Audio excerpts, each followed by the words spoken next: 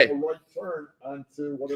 morning, folks. Welcome to Worldwide Wisdom. We are live, and I'd like to talk to you about how to find the light in your darkness.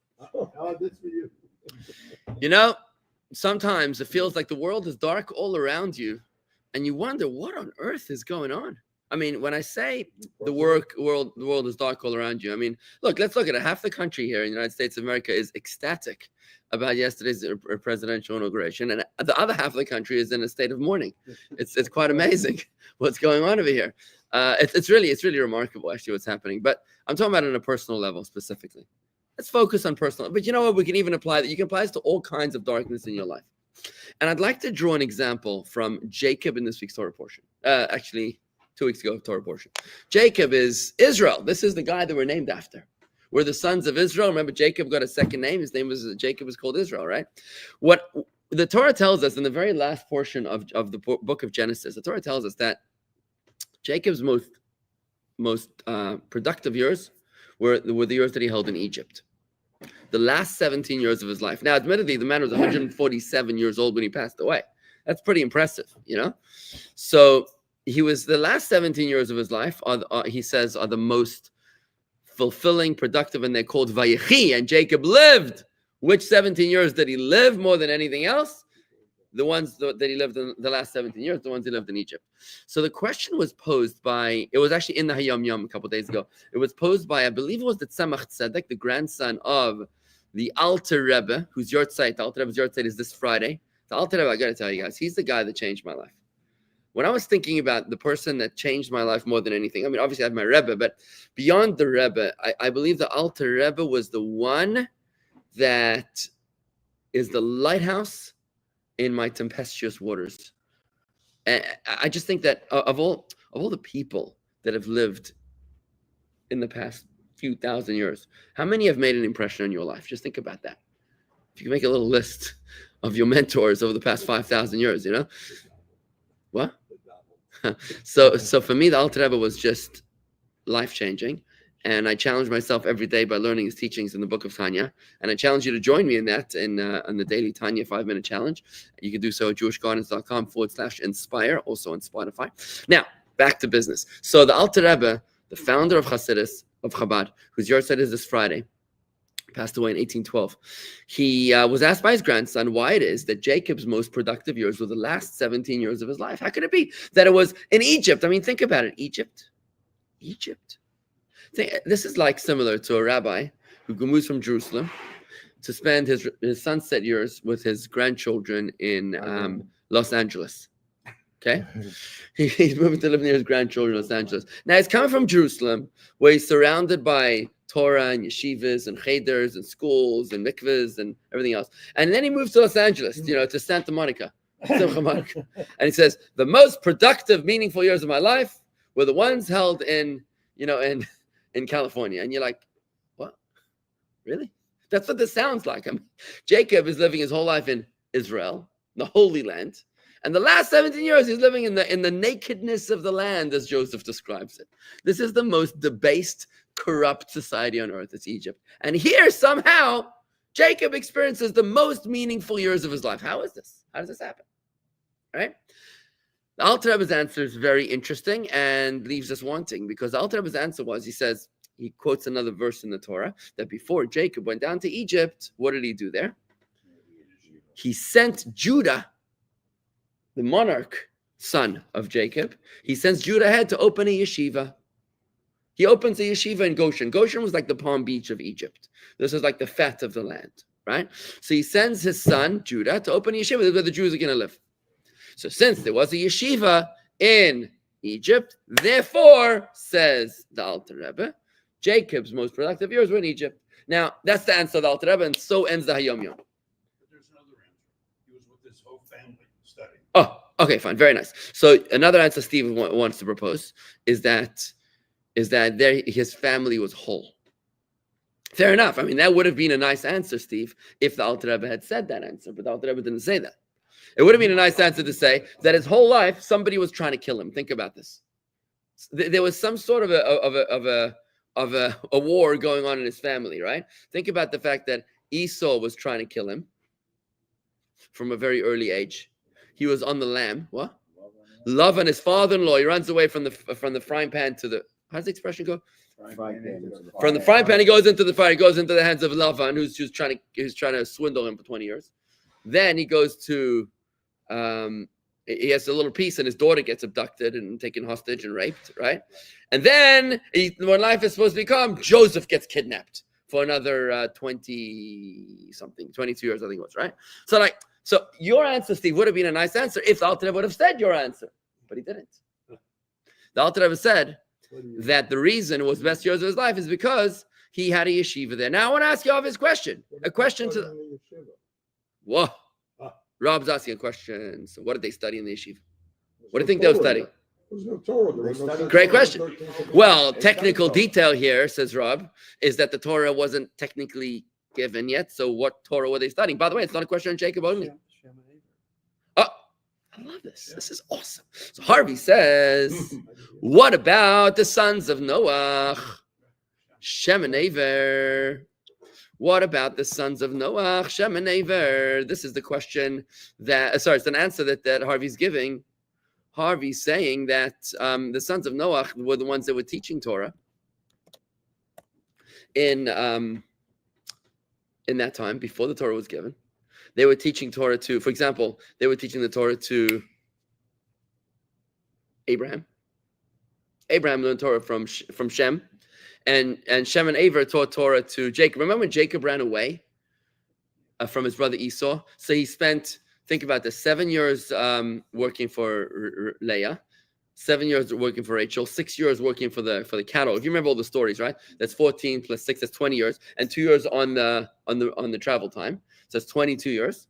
But he was really away for 36 years. What about the other 14 years? The missing 14 years of Jacob's life is when he spent in the yeshiva of Shem and Aver, of what Harvey was just talking about. And what were they? The question is, what were they studying? That's the question. The question is not who. The question is what. Okay, exactly. Oh, so very good. They were studying monotheism. Now, there's actually a book out there which I'd like to study one day. It's a book written by Adam. It's a Torah book written by Adam. Now, another version says that in the Garden of Eden there was a library, and this book was in the library. Can you imagine? Can you imagine being in the Garden of Eden, going to the librry? Like, who wrote this stuff? It'd be amazing, right? Spend time over there. What are you looking at the tree for? Go to the library, right? So, his wife Eve was teaching him a lesson. So, by the way, if you remember what we learned with Manas over here, Manas Friedman, about how Eve, did you hear that? How Eve taught Adam about the purpose of life? That is Torah. That conversation, the deconstruction, the downloading of that conversation. I mean, we did it in 90 minutes or so, right? And then we had subsequent classes on it. But think about that. Imagine if they were talking about, okay, so what does God want from us, right? Why did he put us here? How did he create the world? The doctrine of perpetual creation, for example. They could have learned about that. They could have meditated about that. They could have learned about why God put us in this world, tikkun olam, to fix the world. Okay, what does it mean to fix the world? Oh, he wants us to deal with darkness in order to fix it. You see, now, and then they could understand then they could understand and appreciate the suffering that they were going through. For example, they would say, you know what, maybe that's like God tells Abraham, Zaidi, that our kids are going to suffer for 400 years in a foreign land. They'll be like, okay, that's the point. You see what I'm saying? And maybe that's why they willingly descended to Egypt. You know, the Torah says that Joseph was made to descend to Egypt. For Yosef hurad Mitzrayim. It's a very interesting tense. And Joseph was made to descend to Egypt. The word made to descend, hurad, is the same word in Hebrew, very unusual word, which means leadership. It comes from the book of Psalms. I'm talking about Mashiach. Yifrach b'yom of tzaddik. It's a famous song they would sing by the Rebbe. And v'yered miyam ad yom, it means that he will rule from coast to coast. So when it says that Joseph was made to descend to Egypt, it could also mean, and Joseph was made to lead over Egypt. So could it be that they understood then already that the purpose of your encountering obstacles is for you to be able to overcome them? Right? So this would have been, for an example of Torah. Another proof of that, Rob, is that, remember the animals that Noah took into the ark, right? Was 2 of each animal and 14 of the kosher ones, right? How did he know what the kosher ones were? Another example of this would be that it says that, you know, when Abraham was when Abraham heard from Og that his nephew was taken captive. Remember that story is early on in the book of Genesis. What was Abraham doing while Og comes to tell him that his nephew Lot was taken captive, which led to this world war of the 4 kings and the 5 kings? He was baking matzah. Matzah. Now, matzah wasn't invented yet because they weren't in a rush to leave Egypt yet. So why was he baking matzah, right? Similar to Jacob also. There's another commentary on when he was working with the animals, and the Torah goes into great detail about the blotches and the notches of the wood that he put in front of the troughs for the cattle to see. And our commentaries explain that was his version of tefillin, right? Why did he have tefillin? Because these guys understood, they were privy to spiritual secrets that were not yet for public distribution. Right. So I think that would be an answer to your question, Rob. Okay, good. And it's back to the story here. So Jacob is studying Torah in Egypt. Now, my question is on the Alter Rebbe. If the Alter Rebbe says that the reason why Jacob was able to experience the best 17 years of his life in Egypt was because he had Torah study, I ask you the obvious question: did he not have Torah study beforehand? If he had Torah study in Egypt, then surely he had Torah study in Israel. So if that's the case, then why would he use the best 17 years of his life? Understand the question? With his whole family studying Torah. Okay, so Steve wants to say that he had the extra benefit of having his whole family studying Torah. But today, I'd like to give you a different answer. You understand my question, Rob? You understand my question on the Alter Rebbe, right? He was So 14 years studying by Shem and Eber. He had nothing. Who paid the tuition? Okay. Don't forget that in Florida you get vouchers for Florida is a government is a voucher state where you're able to get your the state will pay for your private school tuition as if you go to a public school, which is why many large Jewish families want to live in Florida, because it's really a place where you have true freedom of religion, where you're not penalized for sending your kids to a parochial education, and you can enjoy the same benefits because you also pay taxes like everybody else. Yeah, I believe so. I'll give you another answer. Yeah. Studying Torah with his grandchildren. Oh, okay, very nice. So you study Torah with his grandchildren. Okay, fine, fair enough. That's a very nice answer. But I don't think Steve, that's what he said. He didn't say that, and I'm with you. I'm with you on your point. I just don't agree with you because it's not what it says. No, I'm serious. That's how we study Torah. It would be lovely if that was the case, but it's not. It's not what it says. You follow what I'm saying? It's not what it says, right? So you have a right to your opinion, even if you're wrong. Rob, Steve, it doesn't say that in the answer. Didn't say that. Because we open up the Hayam Yam, look for yourself. All that he said was the fact that it was the best 17 years of his life was because he studied Torah there. That's all.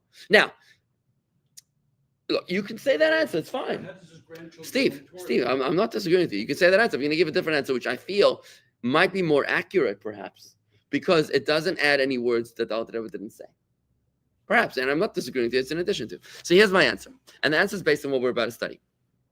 That, I really feel that the answers I'm seeking in my life come to me in the Torah that I'm studying that day. I really feel this, and I wonder if any of you feel the same thing. For example, right after Manas spoke that night a few weeks ago, and he spoke about Adam and Eve and the whole thing, right? The very next morning, I opened the book, and I'm like, oh my God, this is exactly what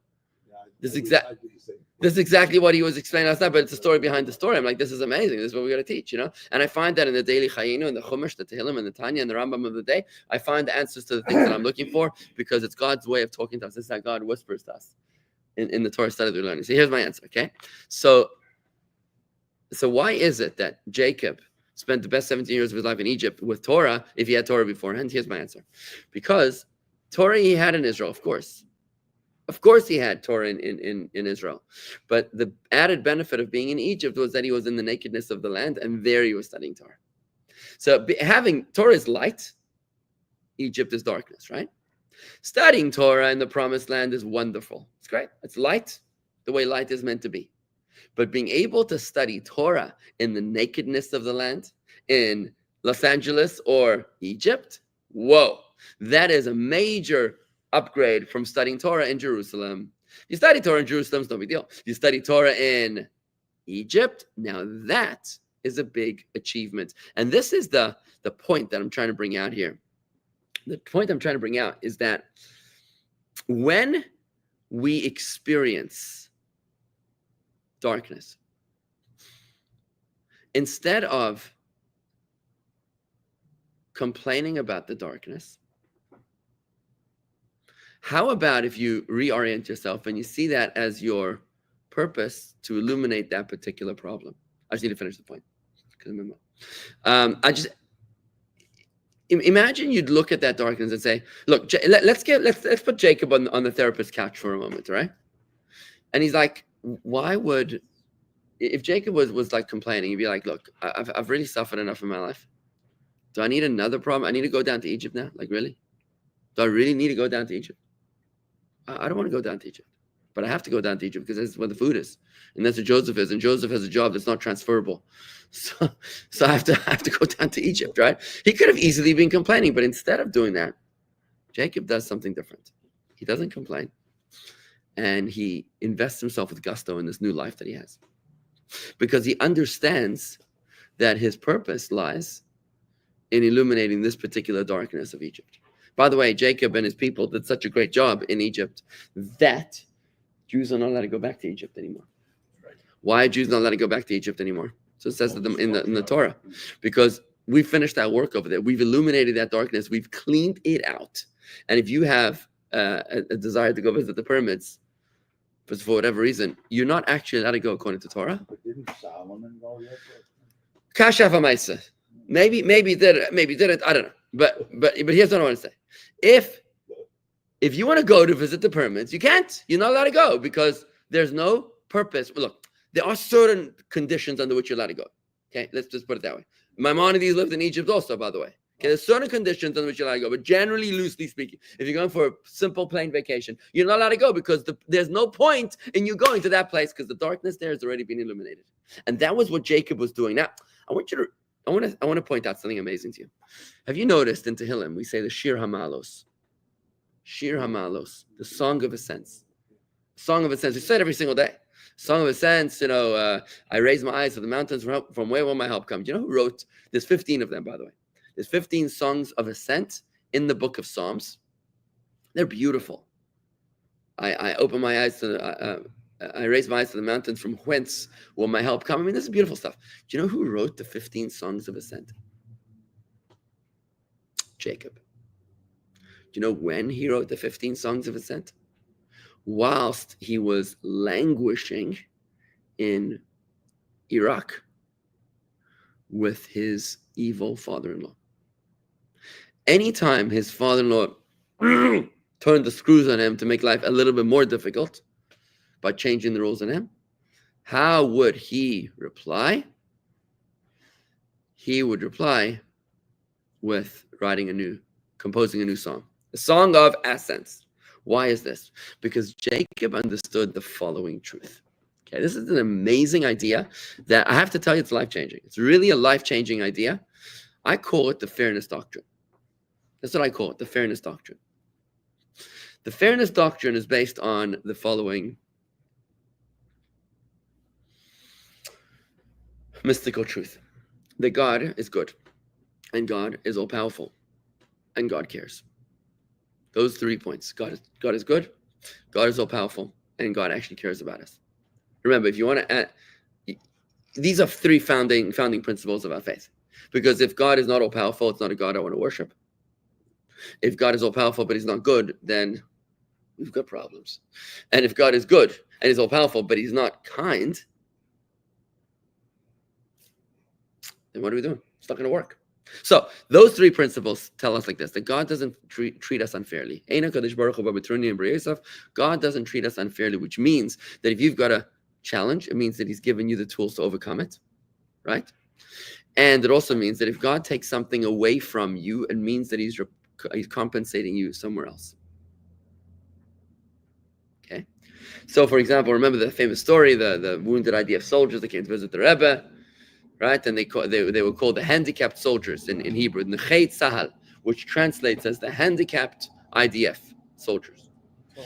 And the Rebbe said to them, I am going to offer unsolicited advice, and I encourage you very much to change the name of this unit from the handicapped soldiers of the IDF to the special soldiers of the IDF. Now, this is before they invented the Special Olympics, right? This is before they had, maybe it was called the Handicapped Olympics. I don't know what it was called. I have no idea. But to call them special. Why are they called special? I don't know why in America they call them special. Why do they call them special? Where does this come from? Do you know where it comes from? From Elizabeth F.O. Kennedy started it. Why did she call it special? Is that a euphemism? What is that? Is that sugarcoating something? What is that? Well, handicap defines limitation. Exactly. Handicap is so why did they become special? Because they can overcome it. So I don't know if contemporary thinking is the answer for this, but Torah has an answer. Torah's answer is like this, and maybe they got it from Torah. I don't know. Maybe they got it from the rabbi. I don't know. Here's the answer. The answer is like this: if God took away your ability to have a second foot, then He compensated you with some extraordinary talent elsewhere in your life. So why should I focus on what I've lost if I can focus on what I've replenished? Why should I focus on what's been depleted? On the limitation, if I can focus on what's been added, right? This is what's called the fairness doctrine. If you have a deficiency in your life, don't focus on the deficiency. Find your strength. I'm so curious to know when I meet someone that has a problem. I'm listening to them. I love listening to people. And when I'm listening to somebody who's telling me about a serious problem that they have. Ooh, we have a new member here on YouTube. Michael, welcome. Delighted to welcome you to YouTube membership. This is awesome. So when I meet someone that that is telling me about a major problem that he has, what I'm listening to is not about the problem so much. I'm trying to find the light that's hidden, the extra compensatory light that is making up for that particular deficiency. I'm trying to find out, is he a skilled speaker? Is he a unique thinker? Is he a writer? Does he know how to do music? Does he know how to cook? Does he know how to express empathy beyond the pale? What is this guy's unusual strength? So why should I focus on what he doesn't have if I can focus on what he does? When Jacob experiences the conniving father-in-law that he had. That's the positivity bias. That positivity bias, bingo. This is exactly the positivity bias. You should read the book written by my friend Mendel Kalmanson. You can find it on Amazon, Positivity Bias. So the story goes that Jacob is languishing, and instead of cursing his luck and his fortune, what does he do? He composes songs, a song of ascents, because he says, I realize that the lower you fall, the higher you rise. I'm well aware that in this descent is a hidden ascent. Hence, he wrote a song of ascents. And you can find this pattern amongst the greatest people of our history. Look at Joseph. Joseph is almost like he's almost detached from his experiences. If you had to analyze Joseph, it's fun. Yeah, that's the right word. Thank you. Disassociated. Joseph seems like disassociated from his troubles. I mean, the guy's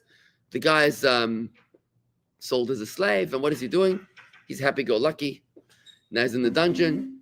Is he complaining? No, he's happy-go-lucky. Wherever he is, he's happy-go-lucky. In fact, he sees the two people that threw him into the dungeon, the two the king's and Pharaoh's ministers in the dungeon, and instead of expressing schadenfreude, I am so joyous in your suffering. Instead of expressing schadenfreude, what does he say? He's like, is something bothering you? Is something a matter? I'm like, hello, we're in the dungeon. Don't you know this is not where we belong? No, Joseph doesn't see that. Why does he not see that? Because Joseph understands that the lower I fall, higher I'm going to rise. And if this is an intense darkness, I am so excited to find out what comes out of this. He was constantly in a good mood. Wow. Can you imagine living your life like that? This is Jacob in Egypt. Jacob in Egypt is realizing that he's going to bring the same Torah that he learned there in the Promised Land. Now he's bringing that same Torah to Egypt. And now what happens? He's learning Torah under adverse conditions, under inhospitable circumstances. So what happens to the Torah? I'll give an example of what happens to his Torah. So what happens is much Torah, says the Talmud. The Talmud says, much Torah I've learned from my teachers, right? Makes sense. More than I've learned from my teachers, I've learned from my colleagues. But more than anything, I've learned from my students. Now, what does that mean? What does that mean?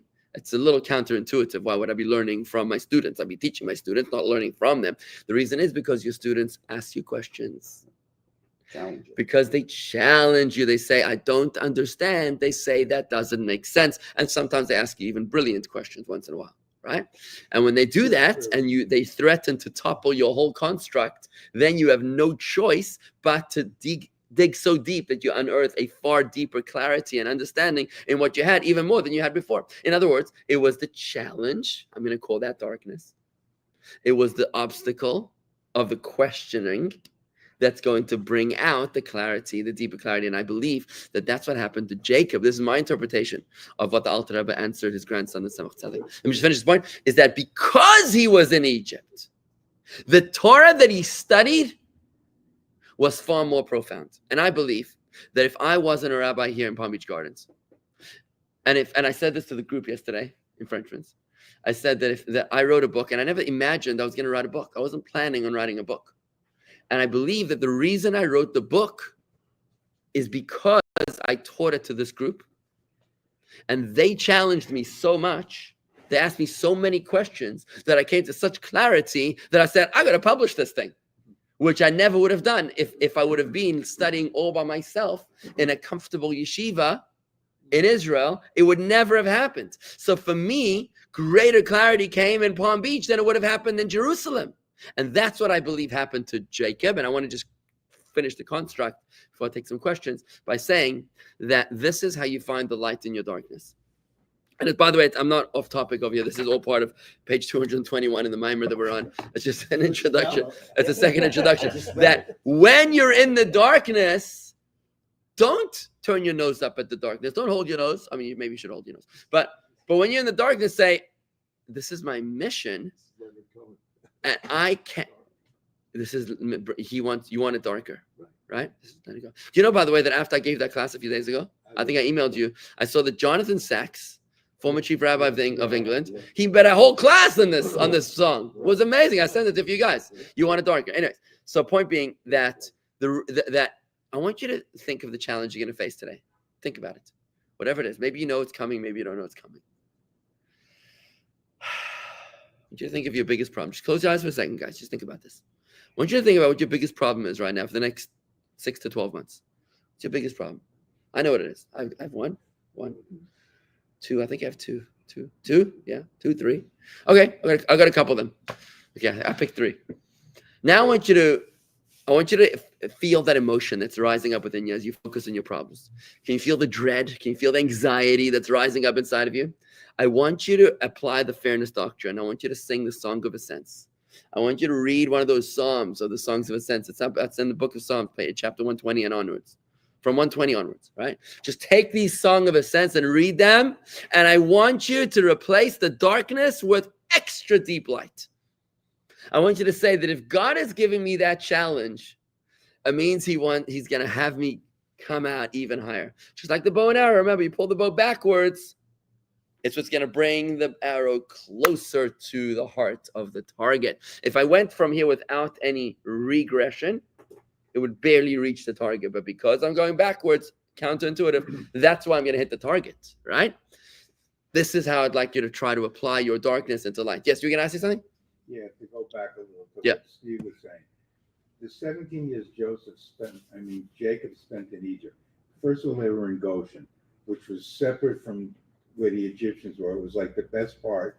They were in it was like being in Malibu compared to Malibu. Yeah, Malibu is still California, man. And he was Same governor. Yeah, but that's where they were. They were away from the Michigas of Egypt. They were all on their own. They lived happily there. And he did have his children, his grandchildren, his great-grandchildren, plus the yeshiva. So I think it all adds up to... Look, So Toby is, just to repeat to our YouTube listeners and online listeners, Toby is concerned about Steve's answer, that when Steve said that at least the family was together and maybe that was the reason. Fair enough. I'm not disagreeing with you with that answer. I'm saying it could very well be that was the answer. My problem is that the Alter Rebbe didn't say that. Yeah, but you'll change your But he mind. might have if you have implied grandchildren. it. he says, I'll change my mind once I have grandchildren. By the way, both answers could be true. Torah is like the layers of an onion. Remember, just because you have one answer, it doesn't mean that there's not a deeper answer and a deeper answer. And I want to tell you this: just because you davened to Hashem yesterday, Beautiful. You prayed to God yesterday. Wonderful. You established an emotional connection. Fantastic. Do it again tomorrow and go deeper. And the next day, go even deeper. I hope you guys used the gift I gave you yesterday. Rabbi, I don't know if it was the Talmud or. By the way, this is the guy who was asked a riddle in front of 180 people in Shabbos. And there was one person in the room here who knew the answer. This was him.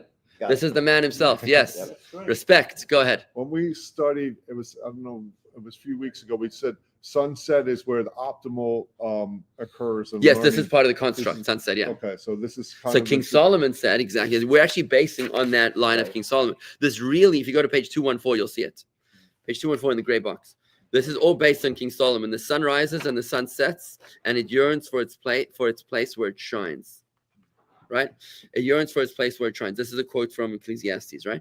And King Solomon, what he's saying is, this is how Chassidus interprets his verse. The sun rises and the sun sets, and it yearns for its place. What's its place? Its place is where it sets, where it shines. In other words, what King Solomon is saying, page 214, middle of the page, what King Solomon is saying is that the real shining of the sun happens in the place where the sun sets, in the place of its darkness. That's what this discourse is about, is that the greatest light is in the place of the darkness, not in the place of the light. I'm going to stop it over here because I was planning on reading the text inside, folks, but it's all part of a construct over here, and I hope that you're able to feel comfortable with this. I want to tell you, it's a chiropractic readjustment of our worldview. I mean, isn't that amazing? Isn't it amazing what King Solomon is saying to us? Thank you for pointing that out, Mark. King Solomon is like, listen, guys, you got a problem? Fantastic. A big problem? Even better. That's what he's saying. He's saying that the greater your darkness, God doesn't deal unfairly with his creations. He wouldn't put you in a circumstance, in a situation, just to torture you. God is not a sadist. God is not a sadist. What a big deal. And how many of us struggle with that? They're like, where was God in the Holocaust? Good question. But it's very shallow, very, very one-dimensional. But if you're able to ask a question filled with faith, you're able to understand that the greater the darkness, the greater the subsequent light. And like I always say in Jewish history, if you look at Jewish history, the greatest suffering of our people were always followed by the greatest achievements of our people. And I challenge you to do the same thing in your own personal life. To look at your greatest troubles, whether it was a bankruptcy, God forbid, an illness, a divorce, something, whatever, God forbid, you should never know. But if there was such a problem, then look, I want you to make a list of the 5 worst moments in your life, and then make a list of the 5 best moments in your life. And challenge you to notice the sequence. If the darkness comes right before the light or not. Interesting question, right? And yes, thank you, Sir Christopher. May you always find sweet wine in your cup. I appreciate it. So I would challenge you rather than making. I don't want sweet wine. I want the bitter wine, because the bitter wine is the more expensive wine, is the more precious. But sweet wine is like, it's like $2 a bottle. You want the $800 a bottle. That's what you want, right? The good one. I'm sorry. So rather than 2 lists, plot them on a timeline. That's what I'm talking about. No, not separate lists. Fine. Plot them on a timeline. Fine. So after you make your list, plot them on a timeline, and then watch the linear progress, right? And but really, Christopher, really the answer is, and this is what the Rebbe prayed for. The Rebbe said, God, give me the good that you have in store for me, but do it in a way which is revealed good. Give me the good, but do it in a way that I can appreciate. What do I really need to go through that darkness in order to get to the light? How about just give us the light in a way that we appreciate without the suffering? Could you give us the good without October 7th? We'd really appreciate that. That would be awesome, right? That would be lovely. All right, guys, we're going to call it a day here. Yeah.